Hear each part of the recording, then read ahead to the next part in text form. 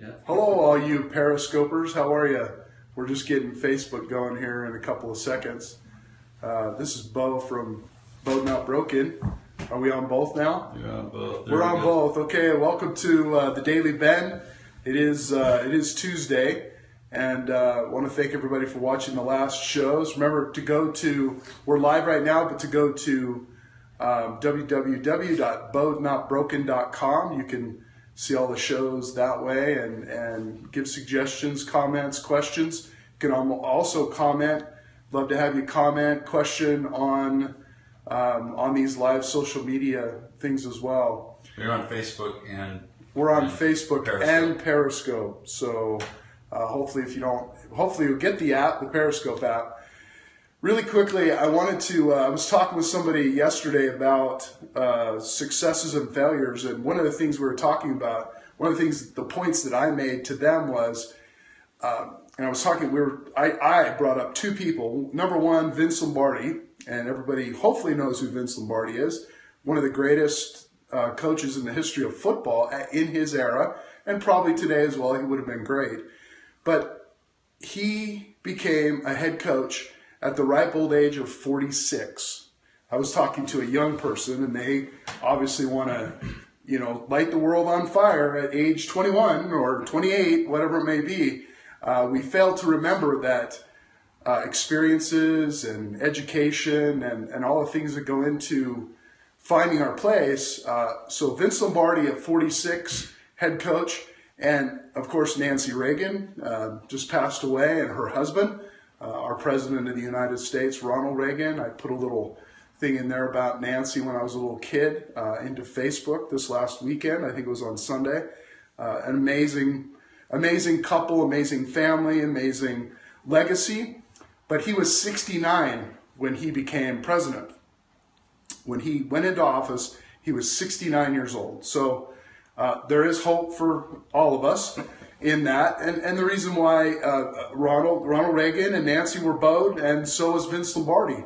We're all Beau'd and not broken, and that's why we're here. We talk to people, we listen to people's stories, some of the parts of their stories. If we tried, we'd be here forever, but we try and make sure that we show you and help yourself, something that our guests might say might inspire you, and that's why we're here. So we thank you for being with us, and our guest today is kind of he's a hero to me. He's gonna laugh and all that kind of stuff, but this guy's pretty multi-dimensional, and I wanted him to come on because he's had so many different experiences in a lot of different ways, and many challenges, I'm sure. And it's James King. James is here. He's on Facebook, he's on LinkedIn, and all those great things. But I asked him to, and our normal format is, again, it's not scripted.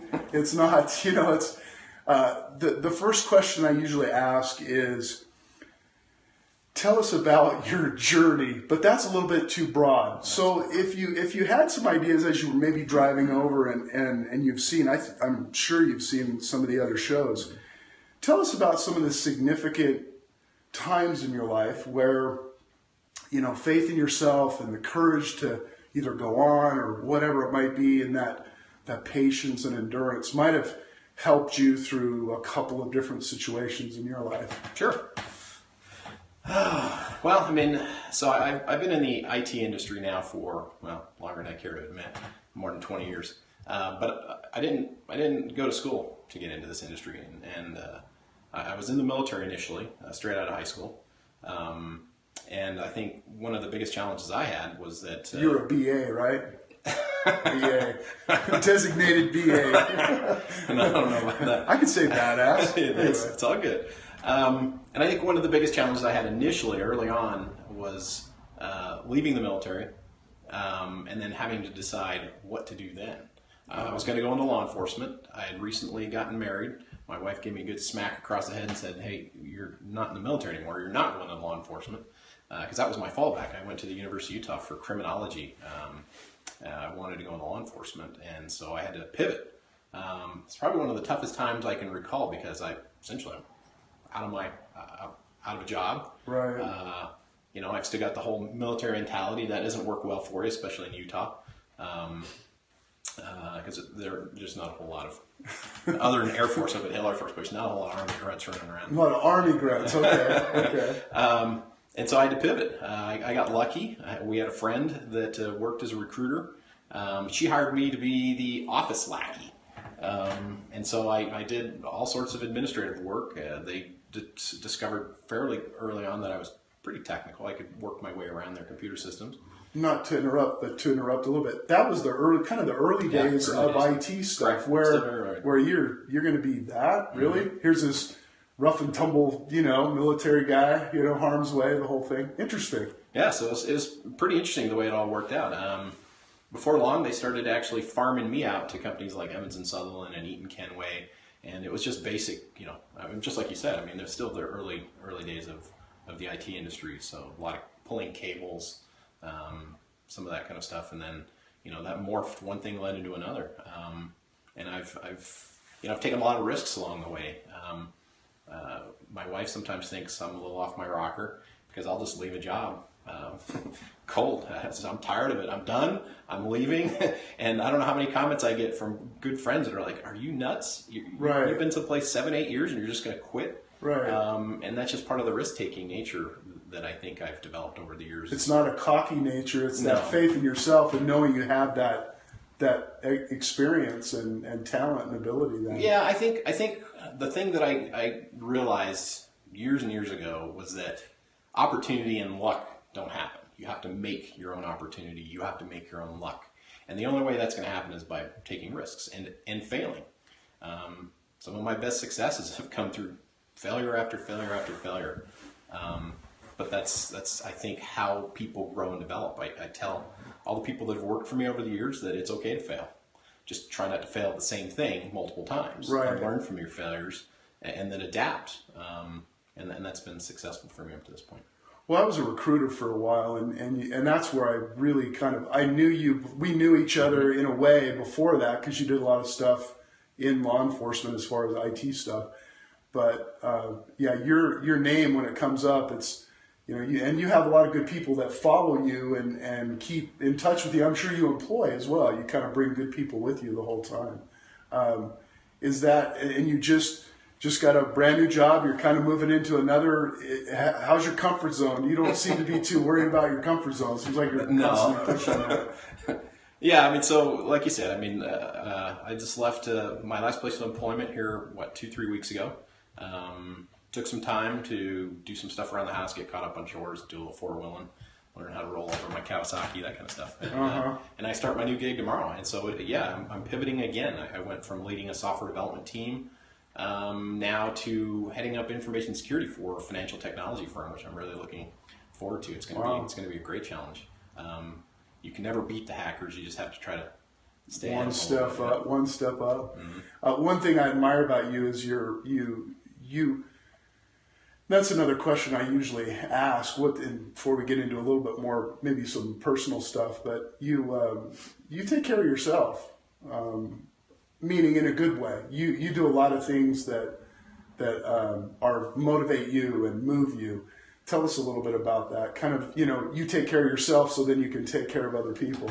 Well, I mean, for me, my core really starts with my family. I've got 2 boys. I've got a wife. I've been married 25 years as of last year. And so that's really kind of grounds me to begin with. And then I take as much time as I possibly can to de-stress. And by doing that, it's pretty much anything I can get to do outdoors. So snowshoeing, shooting, hunting, four-wheeling, skydiving, I mean, you name it. It's I think it's necessary for people to be successful to have some sort of outlet. So that's my general go-to. Mm-hmm.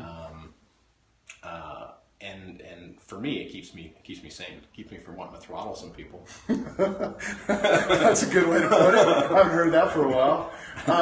Any experiences personally, and I know you don't have to go too deep, but any challenges as a parent or you personally or with your family that really kind of rocked your faith or rocked the way that you kind of yourself and kind of had to climb out of that maybe a little bit of a hole. Well, I mean, so I've been fortunate with my boys. I've got two very good boys. They've never gotten in any trouble. Even though one's 21 and the other will be turning 18, they know I'll still put them over my knee as necessary, and they believe that. So I've been fortunate in that regard. I think the only thing here recently, it's been probably 7 or 8 years, is when my parents got divorced. They were married, what was it, 35 years or something?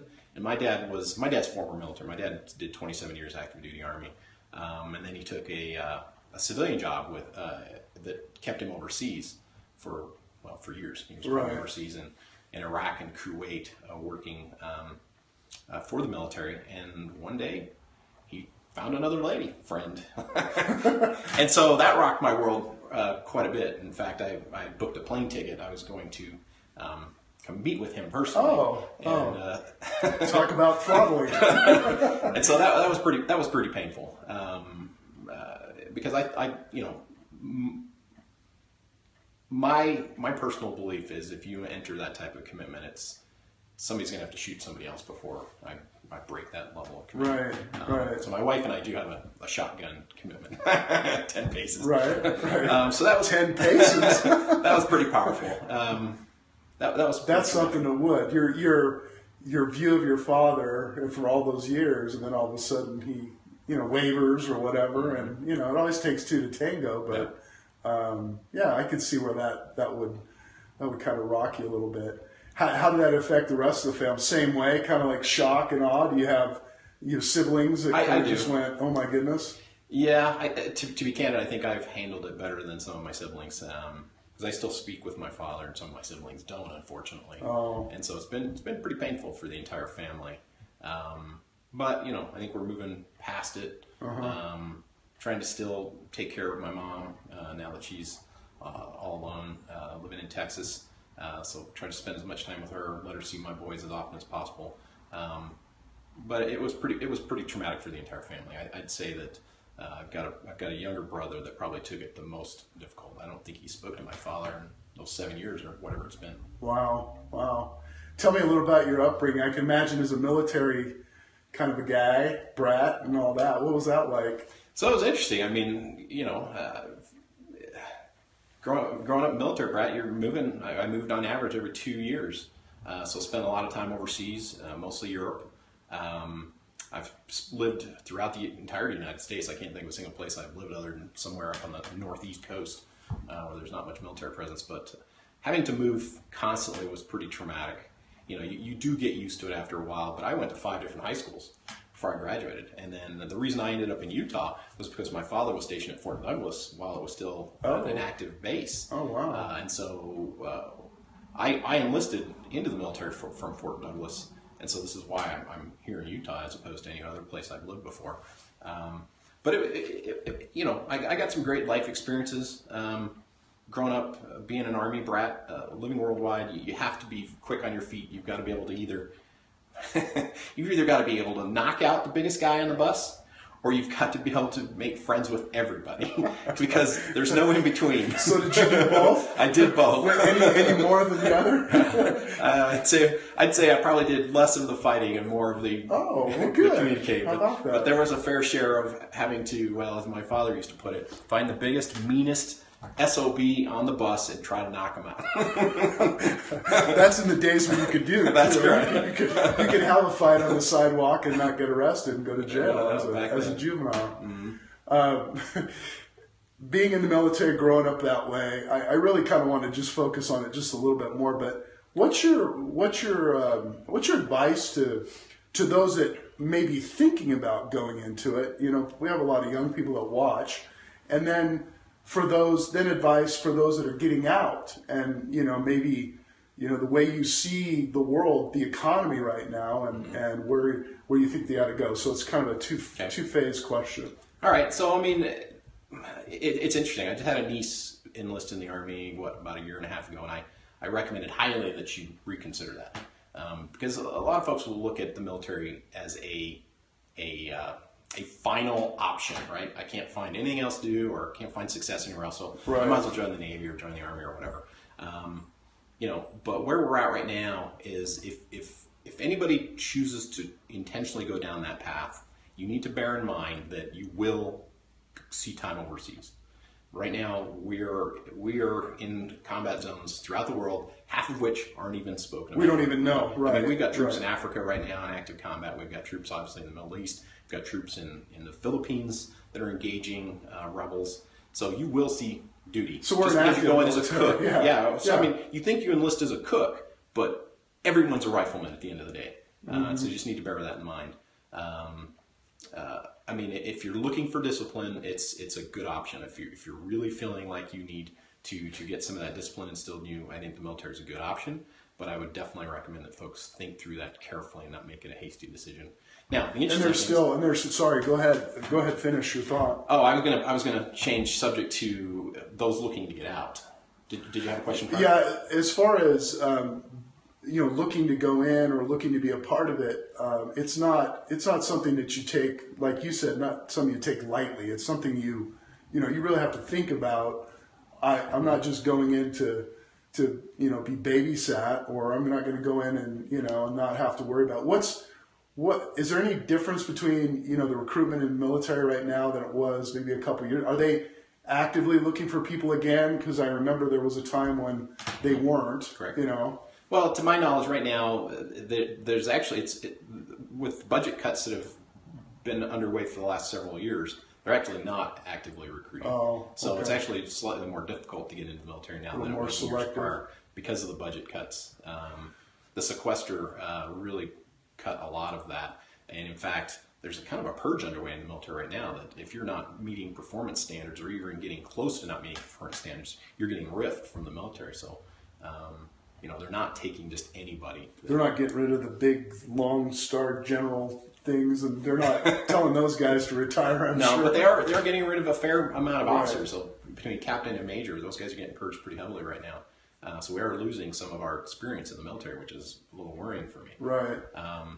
Now, for those looking to get out, it's interesting you asked me that because I've just recently started to mentor a young infantry captain that's looking to exit the military, and the feedback I gave to him was, figure out what you want to do that you're passionate about when you get out, so that you have a plan of action.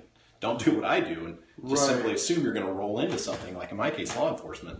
Have a plan of action. Get your education out underway because the military will fund 100% education while he's still in at no cost, so he can get his MBA or whatever. Have that plan of action, and then start your networking before you're out of the military. Network now. Start making contacts, so that you have a quick pivot into a new civilian career. So that's my recommendation. A lot of bowed not broken vets out there that are looking for. Mm-hmm. Are there any specific, worlds like IT or anything else that are really good right now, or is it? Well, it really depends on where you live. I mean, right now here in the West Coast, the economy is doing really well. So I mean, Colorado, even Nevada, Idaho, Utah. Doing really well. The cost of living's reasonable. All the coasts have great paying jobs, but your cost of living is just crazy, right? You're going to make great money, but you're going to give it right back in rent and or food costs. So any career field is doing really well. The financial industry is healthy. IT is healthy. Healthcare is healthy. Those are never going to go away. I mean, it's the niche fields like being some sort of automotive or petrochemical. Those are a little more risky. You look at all the oil workers right now; they're out of work because of the price of gas and diesel and oil. But IT is always going to be a necessity, right? I mean, companies pretty much are living based on their technology, and so it's a good field to get into. But my feedback there is do something you're passionate about. If you don't like what you're doing, you'll just be miserable. It doesn't matter how much money you make. If you hate what you're doing every day, no amount of money is worth it.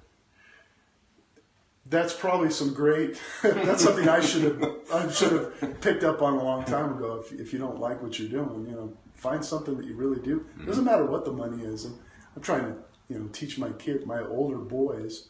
Well, my oldest boy is doing okay where he wants to be, but I've got one that's 21, and he struggles with, wanting to, like we talked about, light the world on fire. If I haven't done it by 21, I'm a failure. And that's not it. You're going to go through a lot of different worlds in your lifetime, unless you find something that you just fall into. You know, that's something that's really important. When you guys grew up, didn't you both have the advice from the older people, your parents, grandparents, things like that, uncles, saying, just pick something and do it. That's not a labor of love, And today we're living in a place where, like your advice, I think some of the greatest advice out there is make your labor of love something that you can make a living with, type thing. Yeah, yeah. And I grew up in that, in the '60s, in the '60s and '70s, where, I was an athlete, and everything was about athletics, and everything was about, but it was never like the military. What am I going to do after? I'm done. What do you do? So you struggle. You try and figure out. You have a degree. You may not have one, whatever it is, and you try and find a. When your parents would say, my parents would say, well, what do you want to go into? Well, I don't know, something creative, film or art. Or you like, big. What do you really want to do? Yeah. Come on, what do you really want to do? And you're like, are you asking me that? I mean, I'm an answer, So we're my grandfather worked for United Airlines before it was United Airlines. Became United for 50 years as a machinist. I mean, there's not that many jobs left like that, even in the 80s or 90s. But how about you? Same kind of thing. Well, you're going to go in the military, or you're actually, that kind of thing? it's interesting. My father actually was pretty clear about not wanting me to go into the military. Oh, really? Like me telling my kids not to be a cop. pretty much. And so I just went off and did it. I was an adult at that point. I just went out and signed the paperwork, and I was off to the races. So they were a little disappointed. I mean, specifically because I had a pretty good slew of scholarships that I thumbed my nose at. So I did walk away from a tremendous amount of opportunity from an education perspective. I did get accepted and get 2 nominations to West Point, so I had been accepted to very West cool. Point. And then I've got my German side of the family. So my mom's German, and so the German side of the family, for whatever reason, thought I was always going to grow up to be an attorney. So I found that attorney. I found that pretty. Maybe it's because I've argumentative. He I'm loves not sure. attorneys. He loves attorneys. No, he's sharp enough to be one. Yeah. You were going to do the JAG thing or whatever. That's not the Army, right? Can I ask one more question? Of course. So, have you seen, since it's Beau'd Not Broken, have you seen a lot of hardship in the military, personally speaking, with comrades and just other soldiers and taking their lives there's Good issues question. that are probably bigger today than ever, at least from what I read. Well, today I think it's far worse than it was back in my day. I mean, back in my day, most of the issues centered around finances. As a soldier, you're making nothing. I mean, you could probably make more bagging groceries at Smith's than most enlisted folks do in the military. So financially, I saw a lot of the financial struggle. I also saw some of the suicide. That's gotten worse since our intervention in the Middle East. I mean, what is the statistic? 12 a day now. 12 veterans a day commit suicide, and I personally know people that have committed suicide because they just can't take it anymore, or because they can't land a position once they leave, and so they just get so down in the dumps that they choose to end it. Right. I'm sure some of these are even heroes. I mean, they're like really have saved lives and changed people. That was just a question I had. If you've seen that personally, because I read about it and see it a lot on the news, but I don't think it's covered enough. To be honest, the media. No, I mean, so I don't think our government does enough for our veterans to be candid. I mean, it looks that way from the outside. As a non-military person, it looks that way. I think our government, specifically the federal government, does more for, and I'll just be blunt. I think we do more for illegal aliens and immigrants coming into the United States, either legal or illegal, than we do for our own veterans. It's a travesty. I think. But see, if you say that, then you hate people. That's fine. I mean, really, I understand what you're so stupid. I really don't care. I mean, at the end of the day, I know what my core is. So. You're an American, and you got to start. It's like you said, take care of yourself. You got to take care of America first, and then we can reach out. But we're not. I agree with that. Yeah, it's going to take a whole shift. It's going to take someone. It's going to take a shift. Definitely. It's sad. I have friends too that have gotten out and they're gone. They're gone because those core things of not having a job and, you know, maybe a little addiction issues and, you know, just maybe trying to drink their way out of some of that or drug their way out of it. It's too bad. It really is. Do you get a lot of, do you get a few people that come to you and because you're one of those kind of guys that, you know, I look at you as a mentor to a lot of people. Do you get a lot of, you know, ex-military, or you get a lot of just people kind of coming to you and saying, hey, give me some advice? Do you get that? Well, I mean, I get a little bit of that. I do get pinged periodically. I wouldn't say it's frequent. Most of it's via online, right? Some social media, I'll get a hit. There's not a whole lot of military presence here in the Salt Lake Valley, so I don't get a whole lot of in-person. But I do get asked for perspective and opinion, or guidance on, you know, where do I go from here? You know, can you help connect me with this person here? So I'm trying to get a job, and I'm more than glad to provide that level of assistance.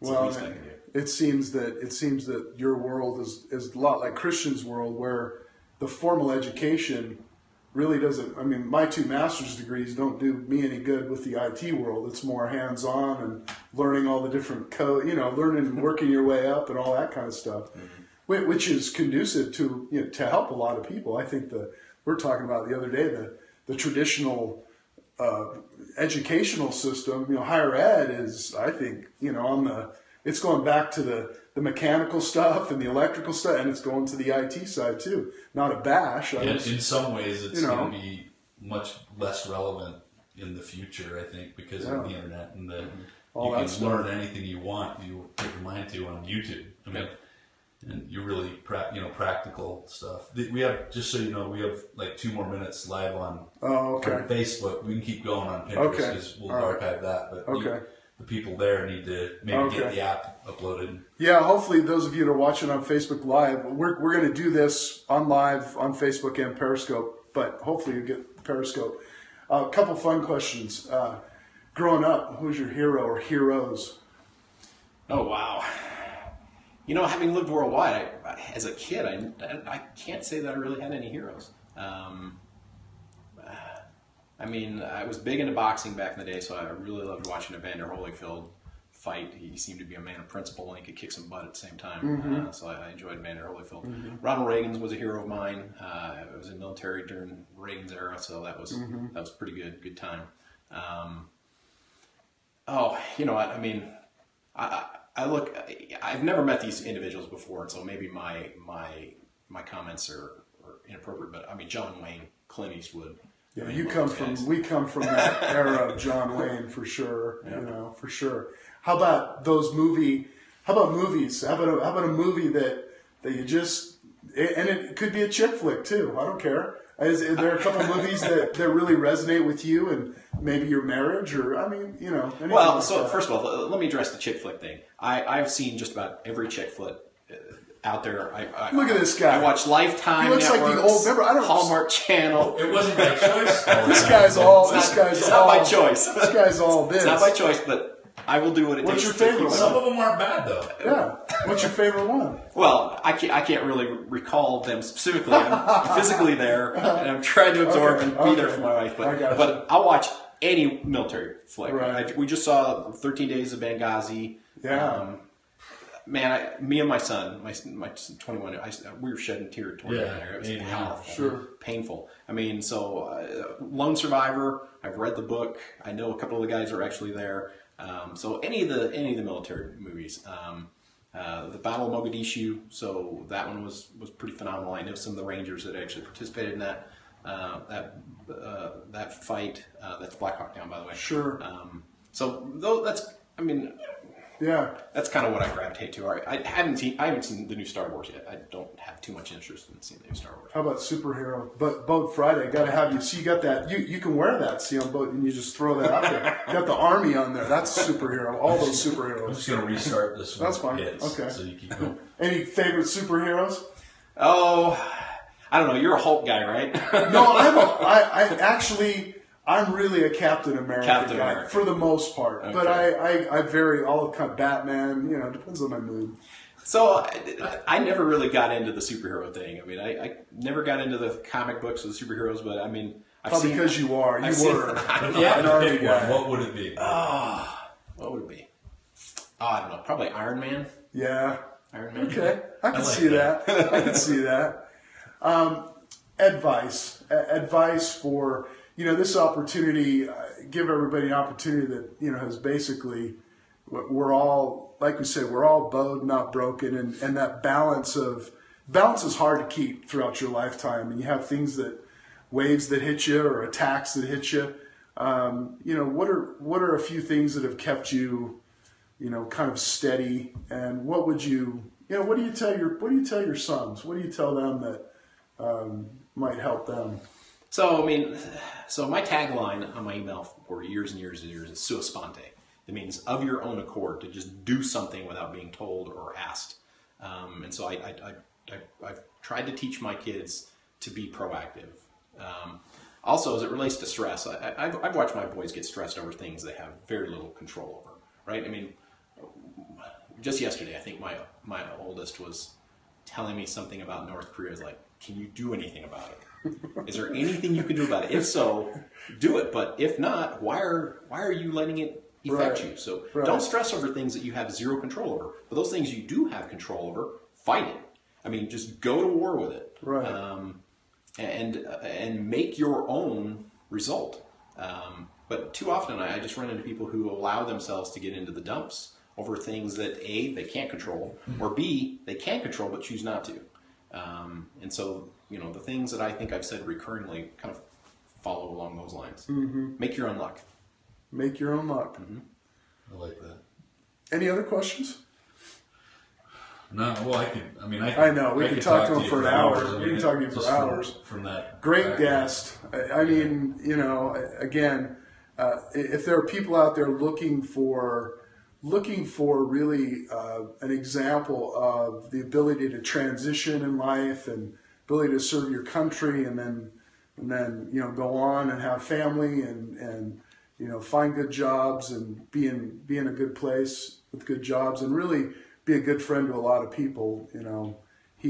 James is the guy, and I'm grateful you came on today. I appreciate really. it. Thank you. Does he have any favorite charities or anything that you want to promote or talk about or anything like that? Well, so my wife and I, we donate to as many military organizations. I do not donate to Wounded Warrior Project for my own reasons. Okay. But I've done some free work for the Children's Museum and see now you're gonna catch me.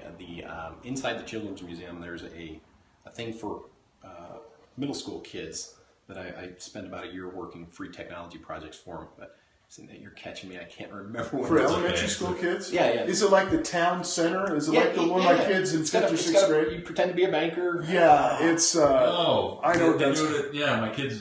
That's a great program. It's escaping man. me. It is, and it's escaping me too. They learn how to I've do been their. there. Yeah, they learn how to be president or CEO. You've donated to the school or whatever, or that program to be able for those kids to go out there. They go for the whole day. Yep. Yeah. I was impressed when my youngest went there, and he came back just totally excited and stoked. I'm sure we'll get different somebody personality. that'll throw. But beyond that, I'm big with animals. I mean, I'm a sucker when it comes to dogs and cats.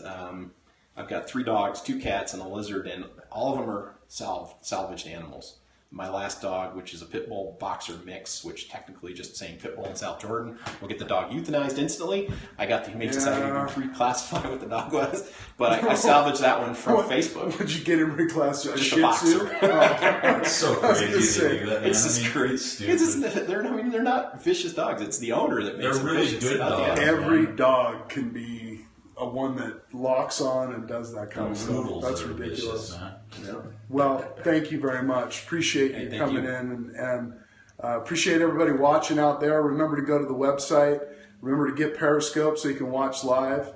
Remember, we're looking. There are times when we're looking for guests. Sometimes we have cancellations, things like that. But we have some good shows coming up, as we've had some good shows right here. We're also looking for sponsors. There's people out there that like to sponsor the Daily Bend. We'd love to talk to you. We think it's a great way to tell your stories and in your words, not mine, because this is not about me. This is about you and how we can help each other. That's there might be something that somebody says, like I said early on, that will help someone. and inspire someone or whatever it might be. And so thank you very much for watching. Thanks, Christian, for helping out all the technical stuff. And again, thank you, and much good fortune to you. It's fun to watch James all the time. Take care. Love y'all. It's all about the Bend.